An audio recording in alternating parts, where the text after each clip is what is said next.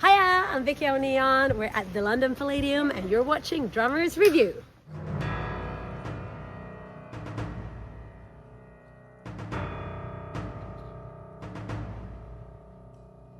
Hello Drummers Review, it's Ollie Winiberg here and I am backstage with the legend that is Vicky O'Neon! Hey, how are you? everybody. How are you? Hey.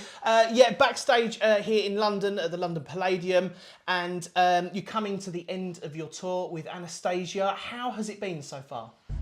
It's been amazing, like mind-blowingly amazing. I think it's exceeded all of our expectations this whole tour. The band is absolutely killer, and we just had a day off yesterday, but we just kept missing each other the whole day because we just miss each other even when we have one day apart. Yeah. And we've been on the road for 2 months now. Wow. Yeah. Wow, that's so cool. So how did you getting a gig with Anastacia is a big deal. How did you come to sort of start doing drums and percussion for her? Yeah, so I've been doing drums for her for 2.5 years prior to this tour, and this tour I'm now on percussion. So how I got the gig 2.5 years ago, it was only a couple of weeks, maybe 3 weeks before the tour started. So it was a quite last minute thing. Okay. And it was because her then drummer, amazing drummer, Steve Barney, he had too many days in Europe because that was just when they had introduced, just after Brexit, when they had introduced these silly rules in Europe where you can only be there for 90 days during an 180-day period. And they realized that Right, tour okay. would exceed his days, which was crazy. Yes. Because that was very new at the time. So they just had to find another drummer very last minute. And I had been doing some work with the production manager prior to that. So she recommended me, and I spoke to the MD, and yeah, I found myself on a 3-month tour 3 weeks later. So great. Yeah. So you're so full of energy, like within your personality, but also within your playing as well. How do you keep up so much personal and professional momentum all the time without burning out? Good question. I mean, this is what gives me energy. Yeah. You know, like being on stage, playing to a live audience. Traveling is also a big passion of mine. So to be able to combine my passion for drums and my passion for travel and seeing new places, that's what gives me energy. So this is just like touring is the perfect combination of just life and energy for me, really. So it's easy. And you don't ever seem burnt out at all. And Oh, I was tired this morning. Don't get me wrong. Like that's why you text me at 3 o'clock in the afternoon. exactly. Yeah. But also, you know what? Actually, I find that I have more time when I'm on tour than I have any other time of my life, because I'm not really needed until 4 p.m. any day. So you can sleep in for as long as you want, which I never do when I'm at home, because then I like to get up early and be, productive. And on tour, it's just like, no, it's okay. We can chill. We can have a chill morning and then go out and do a little bit of exploring. So I actually find that I get more sleep and more time off, weirdly, when I'm on tour. Wow. Yeah. Wow. Do you obviously you've done a lot of collaborations over the years, and I know that you're an educator as well. Do you approach Anastacia's music differently from any other type of collaboration you've done, or do you have like a blanket rule for all session work? I think every session you do is different, really, and it's all about how do you serve the music? You know, what does the music require from you? Even this tour, comparing to the last tour we did, is very different. So when I first joined, the brief was very much like, okay, this is, it was her I'm Out of Lockdown tour. Right. And the brief was, let's play the album versions of the songs. So that's how you go in, and I was on Kit then. So then you go in and you try to basically recreate the album records as close as you can. The brief for this tour was quite different. It was like, now it's her 25th year anniversary tour. She wants to switch things up. She wants to do things in a different way. So, okay, you can do whatever you want. And now I'm on percussion, and a lot of her songs don't even have percussion parts on them. So I got complete creative freedom to create my own parts. And I think that's how my whole rig also developed and became such a unique rig, because I was listening to the music and thinking, okay, what would work here? What would work here? And then I love hybrid electronic elements introduced into my drumming world as well. So then that's how I ended up with the rig that I'm currently using. Cool. And it's a great rig, which we'll go and check out in a bit. Being an educator, do you think, and this probably sounds like a silly question, but is sight reading something that is important to an aspiring drummer, or is drumming a reflex instrument? I think it really depends on the gig, again, on what type of work you're going for, also what type of learner you are. So I'm a very visual person, so I always make charts for myself for any gig that I'm doing, really, or mostly, especially if it comes to kids playing percussion, not so much, because it's a different world, I feel. I think it can never harm you to be able to read. That's always a strength, and certain jobs certainly require it. I also do another job where I'm playing in the house band for an American TV show called Name That Tune, where we do between 800 and 1,000 songs per season. You're like a walking iPod. So it's a lot of music. Wow. And for that job, you definitely, I make my own charts, but you need to be able to at least make charts that you understand, that make sense to you. Wow. And I think that's just good anyways, to come up with systems, you know, that I think it's more important to come up with systems that work for you, because most of the time you would be the person that is gonna read the music, like just to memorize, especially if it's a big body of work that you need to get under your skin quickly. 1,000 songs per season, it's a lot. That is a lot. It's such a rewarding job, because you cover so much different music. So my ears have grown so much since I started doing that gig. So do you think that since doing that gig, you have, you know, you've said that your ears have grown, not physically of course, but in the metaphorical sense. Yes. Has that turned you on to maybe music and songs and artists that you never thought you might listen to? And if so, what are you listening to that might surprise somebody watching this? Definitely, yeah. There's definitely songs that, although most of the songs are famous songs in that show. So one thing that definitely happens is that even if I've heard a song loads of times, when you end up doing it, then you need to analyze the parts to that great detail. Yes. You hear the song in a completely different way. You're like, oh my God, I never noticed that that's actually in that song that I've heard so many times. So that's one thing that happens, but definitely also so much music that I'm like, okay, why have I not known of this artist, and I need to explore this artist further. And it happens all the time that I hear a song on the radio that we recorded, or I hear another song by that same artist on the radio, and I know straight away that it's them, because I've sort of cracked the DNA of what that artist's sound is. Yes, yeah. Do you think also that the introduction of the internet has made the kind of music industry more of a level playing field? Or do you think that perhaps the world was better before the introduction of Instagram and Spotify and things like that? I think it's both. Okay. Equally both. The fact that we have access to anything we want to listen to, like that, today is incredible from an educational point of view, because you can just dive into anything. Like I never learned where I had to listen to a tape record or a vinyl, and I had to then scroll back and listen to it again. I always had access to the internet from when I started learning music. But saying that, anyone, like a lot of the people that I work with, they did grow up with that other way of learning and discovering music, and I think you digest it in a deeper way, in a more profound way, maybe the old school way. And also when you don't have access to anything and everything at all times, you really get to know a record. You really get and explore to know its DNA, as you were saying earlier. Exactly, yes. I think that has then been lost in today's world.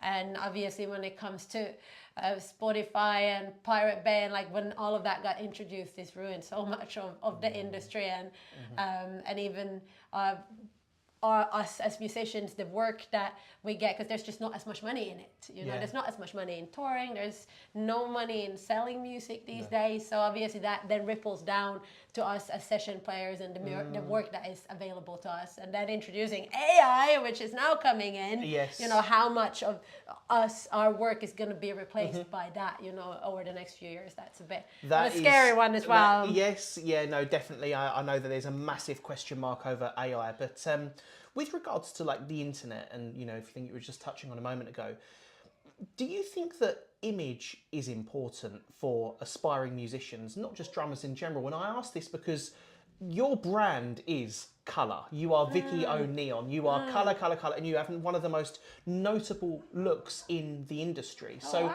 I think it's true. You think of a lot of drummers out there. You know, you've got, for example, you know, Terry Bozzio, who only wears black, Mike Portnoy with his blue beard, you with all your colours. Is that something that, you know, you've done consciously to maybe get more noticed, or is this just Vicky? Yeah, I think there was a conscious decision. It was when I signed my first deal, which was with Premiere, which is now maybe 10, 12 years ago, something like that. And they asked me, do you have an artist name? And I was like, no, but maybe I should, because my last name is Starberg. That's a bit difficult to pronounce. Cool. It's the same as Iggy Pop. Actually, his last name is Osterberg. We are not related. But at the time, I was like, no, I can pronounce it. And wouldn't it be cool to have an artist name? Like, why not? Yeah. So I just started to then think of, well, what could that be? Blah, blah, blah. And I've always loved colors. And then I ended up with O'Neon, O from my last name. Neon stands for no evidence of normal. Okay. But also the element neon was first discovered in London. I was living in London. That's where I got my career started. And I like colours. So I linked the surname and the colour, but I didn't know everything else. That's really cool. I love that. Yeah. I think it's important people, you know, try and stand out. Yeah, I think yes and no. I mean, a lot of these other musicians that I work with on this tour, they are incredibly sought after musicians. Some of them could not care less or more about their online presence or any of those things, because I still think the word of mouth is how most people get work. But I've definitely found myself for many years being outside of those circles, and then you're like, well, how do I get into those circles so I can even show anyone that I can do a good job? And I think that transition is how did you the do it? hardest. How did you get into those circles? Well, I was lucky when I graduated from uni. I was taking drum lessons with Mike Dolbeer, and he put me forward for a gig with Hans Zimmer, or 2 gigs with Hans Zimmer at the Hammersmith Apollo, which was the first time that Hans Zimmer put together a full live show that you've now seen him tour the world with Holly Madge and Aisha Djeli. So it was 6 of us drummers initially that did that gig. So that was a lucky opportunity that I got, and I guess because I had that one thing on my CV. And I think anyone that's capable of playing Hans Zimmer's music is put in a certain bracket of, okay, if they can do that, then we can probably book them to do this and this also. So that was a little bit of a lucky break. But then there was definitely like years after that where I didn't really have any like big opportunities come my way, and that's when I made a conscious effort of like, okay, I need to put myself out there.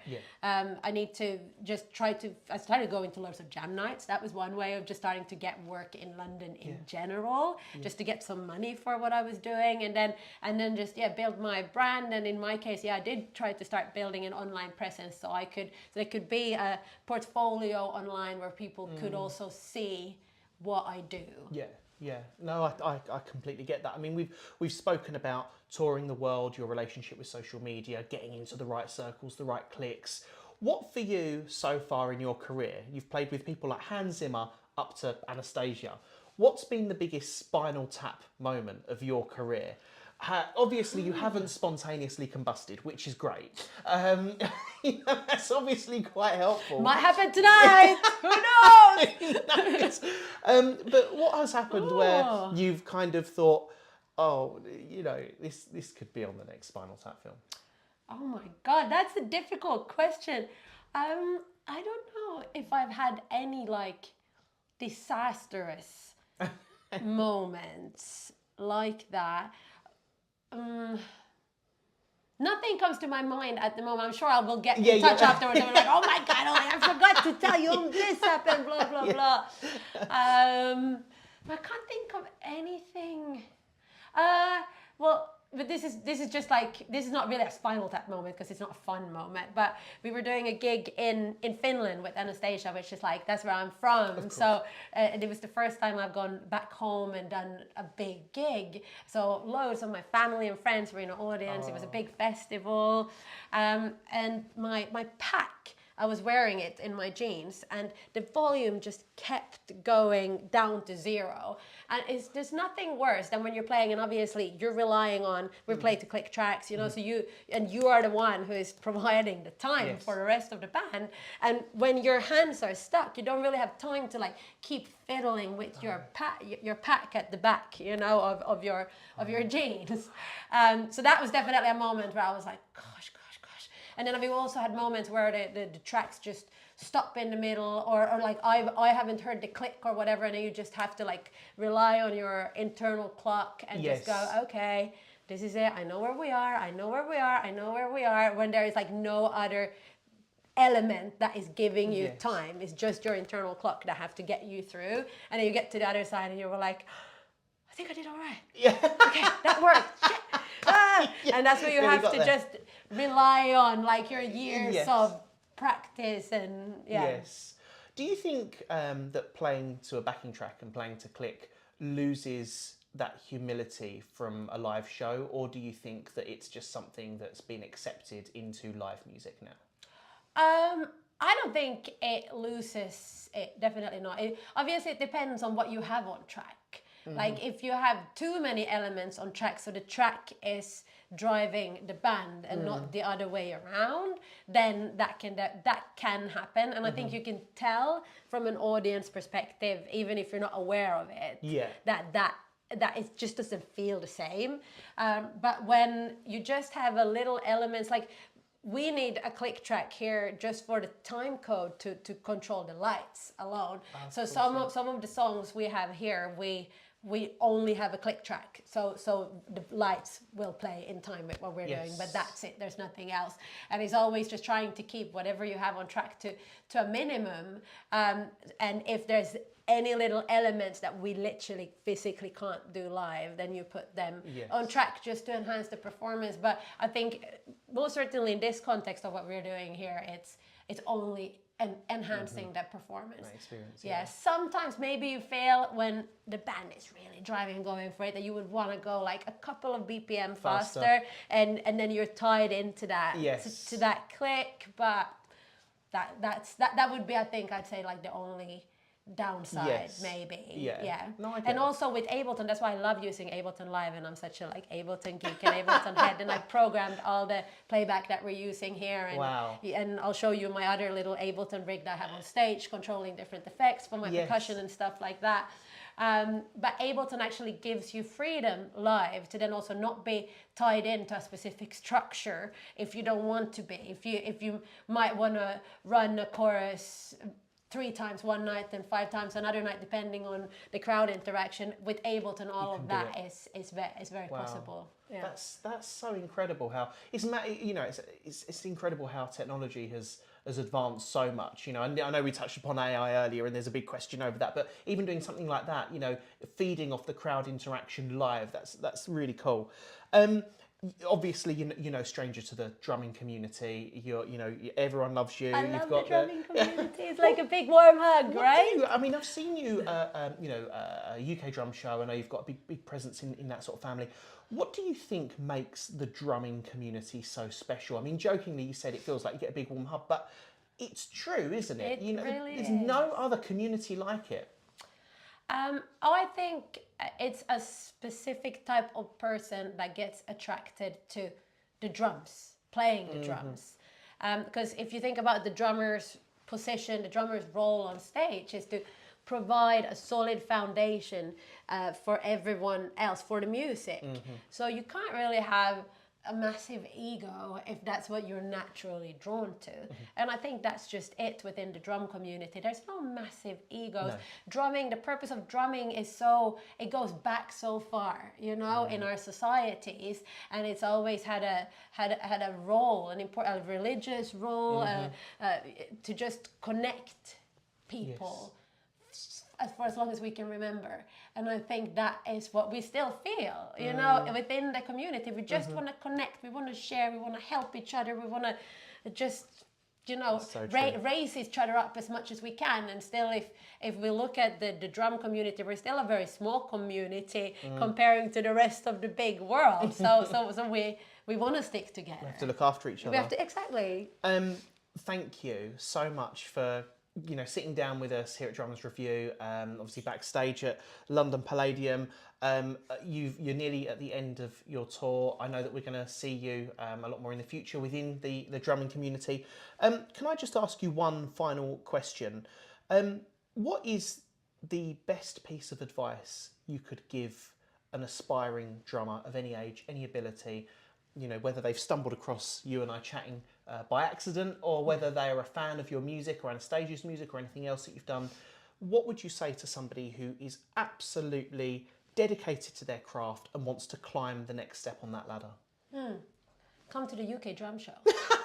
You actually should. But that's one little tip, because that's where you actually, first of all, get a feeling of this community, which inspires you, and you meet so many people, you know, that can potentially open up doors for you. You never know. But also, if you're at home, you know, like, seek out what you love doing.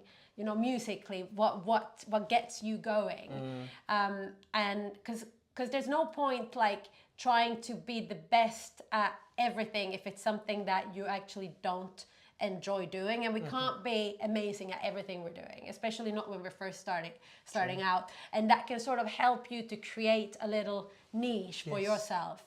In my world, my little niche has become like hybrid drumming, electronic, like how to incorporate electronics into what you're doing, because I realized that that's actually something that I love. I love to combine. And I think actually today as a drummer as well is quite important to learn how to incorporate some of those elements into your skill set, because so much music today, the drums are programmed. And the drum production can be such a huge part of the sound, the identity of a song. So then if an artist wants to do something live, and there's still so many drummers that don't really know how to do any of those things, and if you then have a skill set where you can promote yourself as a drummer that can actually authentically recreate electronic drum productions live, then maybe you get the gig. Because of that, so yeah. That's amazing. Vicky, congratulations on such an amazing tour, getting the gigs that you've got, and just being this absolute fireball of positivity. And we will see you very soon. Yes. Thank you, Ollie. Thank you for coming. So, we're doing our last 2 shows of a 2-month tour with Anastacia here, and this is the kit that I've been using for the tour. It's super fun, loads of toys happening here. So most of the gear is LP percussion.